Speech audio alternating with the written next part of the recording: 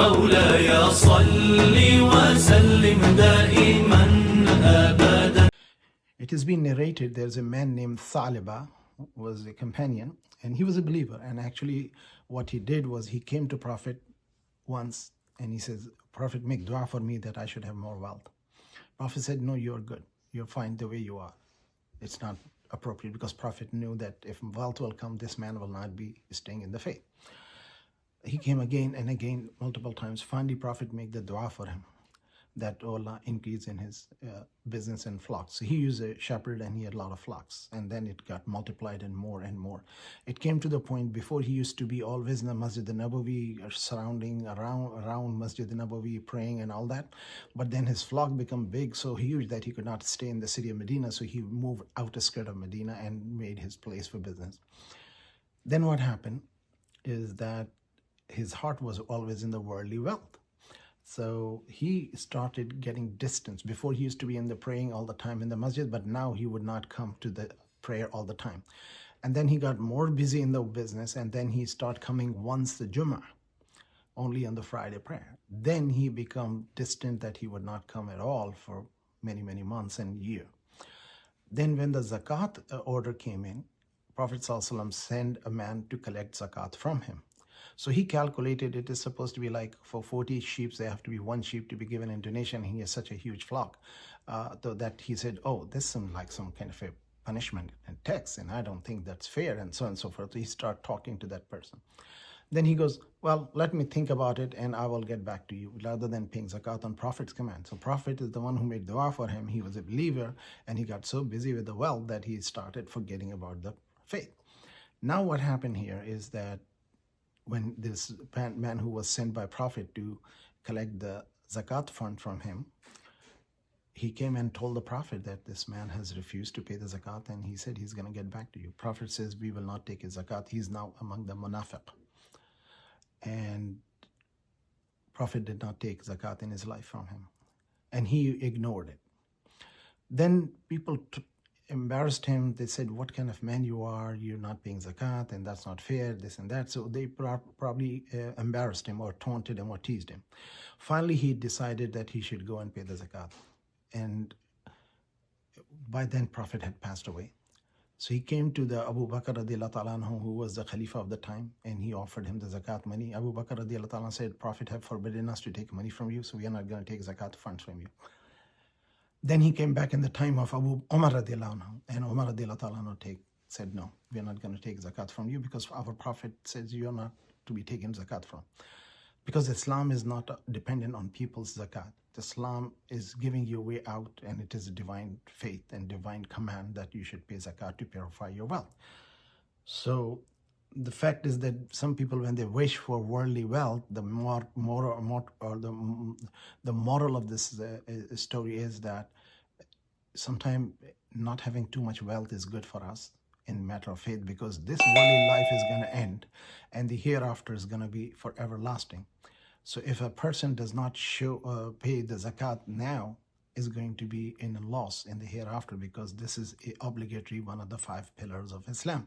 And this man who asked Prophet to give him make a supplication to God to give him more wealth, he became wealthy, but he lost the faith. So this wealth is not going to be with this person. And so these are the 3 attributes of a hypocrite. That one is that he does not believe in Allah or the Prophet and their commands, and disobey to the commands of Allah. Second thing, fasiq. And then when they perform the salah, they perform salah lazily. They're not motivated. They don't feel like it is something they think it's a burden upon them. And the third thing is that when they give zakat, or when they do the alms or charity or any good deed, they do it like unwillingly. They are not motivated to do good for the others.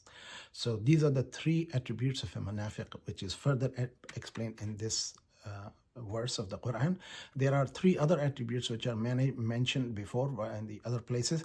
One is when they promise, they break the promise. When they speak, they lie. And when they get upset, they start cursing. Those are the three other attributes. These are the three more attributes. So those three attributes for the human, and these three attributes about Allah and His prophets. So means they do not believe in Allah or Prophet, and when they believe, they disobey the commands. And when they perform salah, they perform salah without willingly or without pure likeness of it.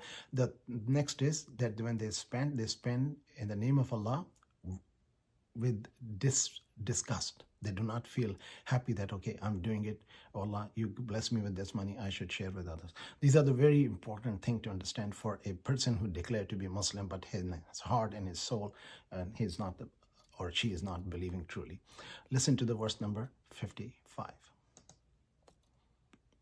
فلا تعجبك أموالهم ولا أولادهم إنما يريد الله ليعذبهم بها في الحياة الدنيا وتزهق أنفسهم وهم كافرون. So, their wealth and their children should not attract you. In fact, Allah intends to punish them with these in this lowly life, and that their souls should depart while they are disbelievers. وَيَحْلِفُونَ بِاللَّهِ إِنَّهُمْ لَمِنكُمْ وَمَا هُمْ مِنكُمْ وَلَكِنَّهُمْ قَوْمٌ يَفْرَقُونَ. They swear by Allah that they are from among you, whereas they are not from among you, but they are a people in fear. لو يجدون ملجأ أو مغارات أو مدخلا لولوا إليه وهم يجمحون. If they find a place of refuge or caves or any place to enter, they will turn towards it running, as unbridled horses. So 55, 56, and 57 verses talking about their real belief matter. And for us as a Muslim, those who are deprived of children or wealth should not feel ourselves to be disadvantaged or punished or cursed in any way. As we know, Ibrahim alayhi salam did not have children till very late in his life, and prophets, all the boys were dead. Isa alayhi salam, who was a miraculous birth prophet, and he was being mistreated and not believed. John the Baptist, Yahya alayhi salam, he was beheaded by his own people. So all these worldly success and wealth and health and prosperity and good looks and good wealth is not the criteria for the hereafter. This is something very important to understand. Allah subhanahu wa ta'ala is saying to the Prophet and the believer, فَلَا تَعْجِبُكَ أَمْوَالُهُم. Do not be overwhelmed and amazed by their wealth, وَلَا أَوْلَادُهُم, about their children. إِنَّمَا يُرِيدُ اللَّهُ لِيُعَذِّبَهُم بِهَا. Indeed, Allah has intended that He wants to punish them with these things, because these are the sources of them to do wrong. In the worldly life, and so that their soul will depart in this life as a disbeliever. So when they are people who are rich and wealthy and established and prosper, they don't want to listen to God or God's command. They think these are the creation of the deprived people, that they wanted to have this faith and all this nonsense. Excuse my expression, but this is how they treat us. Among Muslims, many Muslims behave like that. Or those who say they are Muslim, they basically are hypocritic attitude in that. وَيَحْلِفُونَ بِاللَّهِ إِنَّهُ لَمِنكُم. They take oath by Allah that we are amongst you. Could you believe it? Have you not seen those Muslims who say, oh, we are Muslim, but this is all, these Muslims are nonsense and crazy and insulting Muslim. This is وَمَا هُم مِّنكُمْ وَلَكِنَّهُم قَوْمٌ يَفْرَقُونَ. Well, they are not from you. وَمَا هُم مِّنكُمْ وَلَكِنَّهُم قَوْمٌ يَفْرَقُونَ. They are actually coward people. They are scared, and they are the people who are in fear, and actually they are afraid that something bad will hit them because if the Muslims will do something. لو يجدون ملجا أو مغارات أو مدخلا ولو إليه وهم يجمعون. And if they have a chance, if they find a place to run away and refuge, they will run away and hide from you so that they would not be harmed. So you cannot imagine, this Quran is talking about their inside, what their mind is, what their beliefs are. This is very amazing that when you read Quran, you could see the people in no gray shade. You could see the hypocrites are being described.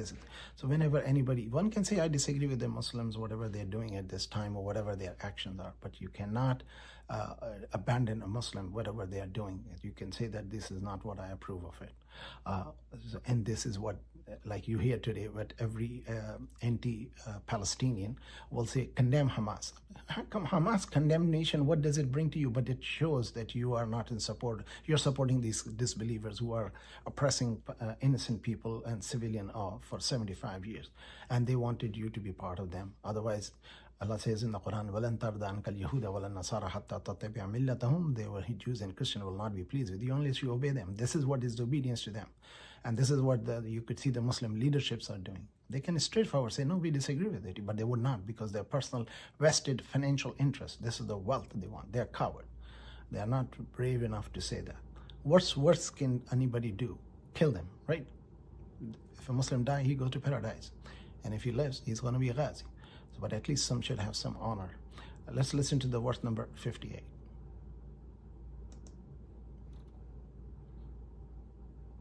ومنهم من يلمزك في الصدقات فإن أعطوا منها رضوا وإن لم يعطوا منها إذا هم يسخطون.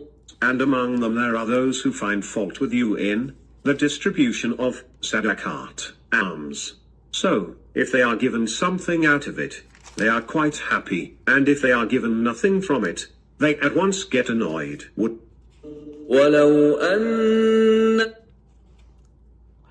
This verse is, according to some scholars, is revealed about a man whose name was Zul Khawaisara. Zul Khawaisara was a man,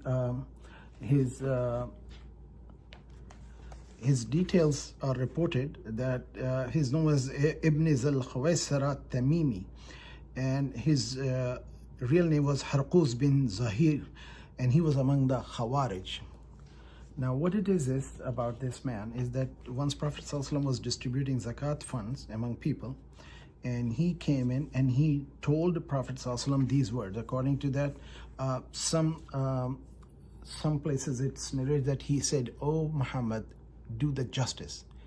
Another place he says, "O Muhammad, fear Allah." That was very insulting to say to Prophet, being among that. So the companions stood up. They said they were going to behead him. Well, how could he talk to Prophet like that? Prophet ﷺ said, "Don't kill him." And he said, "Do you think I cannot do justice on the earth? I am the man who should do the most justice on the earth."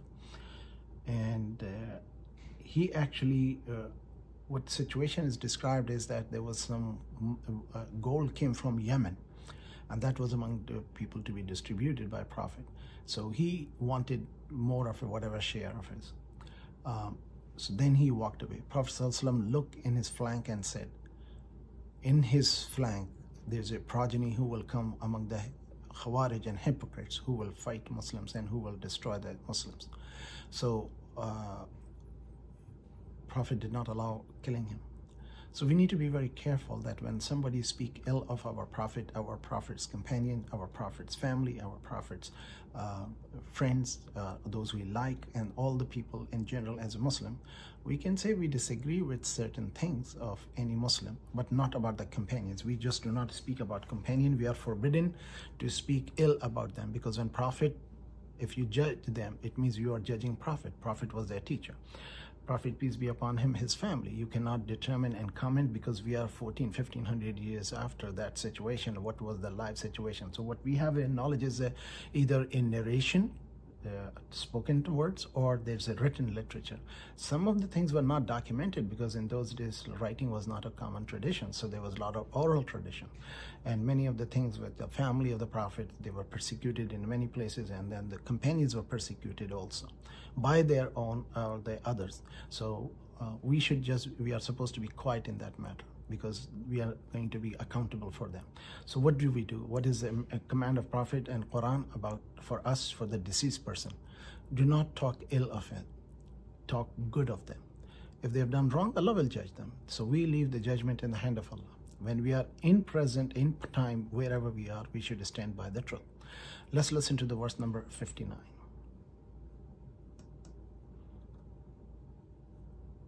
ولو أنهم رضوا ما آتاهم الله ورسوله وقالوا حسبنا الله سيؤتينا الله من فضله ورسوله إنا إلى الله راغبون إنما الصدقات للفقراء. So Allah subhanahu wa ta'ala is saying, وَلَوْ أَنَّهُمْ رَضُوا مَا آتَاهُمُ اللَّهُ وَرَسُولُهُ. If they had been agreed and be happy and pleased with what Allah and His Prophet have given you, وَقَالُوا حَسْبُنَا اللَّهُ, and would have said that Allah is sufficient for us. So يُؤْتِينَ اللَّهُ مِنْ فَضْلِهِ وَرَسُولُهُ, and what Allah has given to us from His mercy and His Prophet. Now you could see that Allah's giving is Prophet's giving, and what Prophet gives is Allah's giving. So this is where we do not distinct. The people try to say, oh, Allah is Allah and Prophet is separate. No, Prophet is Allah's Prophet. Allah, like Quran is a kalam Allah. You cannot say that it was revealed to Prophet Muhammad has become Prophet's kalam. No, Allah's kalam is Allah. Like we say Kaaba is the Baytullah. Allah doesn't live there, but it is associated with Allah. The camel of Salih alayhi salam is known as Naqatullah, is the camel of Allah, even though it's a camel is an animal. So when Allah subhanahu wa ta'ala distinguished someone by these words, it means that person need to be revered and to be respected and honored. So here Allah subhanahu wa ta'ala says, وَلَوْ أَنَّهُمْ رَضُوا, if they were happy with whatever Allah and His Messenger gave them, so and وَقَالُوا حَسْبُنَ اللَّهُ, and would have says Allah is enough for us. Whatever Allah has given us, we are pleased with it. And whatever Rasul have given from the fadl. You see, Allah gave it the fadl and Rasulullah. So itina Allahu min fadli wa rasuluhu. So Rasul is also given the fadl, but this is all by the Allah's will and command alone. Without Allah, Prophet is nothing. But we need to be distinguishing respectfully, understand that when you have an administrator and you have an owner, so owner what he wants, the administrator will do it. If administrator doesn't do what owner wants, you fire that person. Just similarly, Allah is the ultimate owner of everything, and Prophet is His assigned, designated man who would communicate between Allah and His creation. Inna ilallahi raghibun. Indeed, our pleasure is, we crave to return to Allah subhanahu wa ta'ala. Raghib means it's long to be with Allah subhanahu wa ta'ala. So this is something very important to understand. Now next verse is coming is about the zakat and sadaqah. It's very technical, very important. Pay attention. There are categories. So let me begin in a moment. Verse number 60 onwards.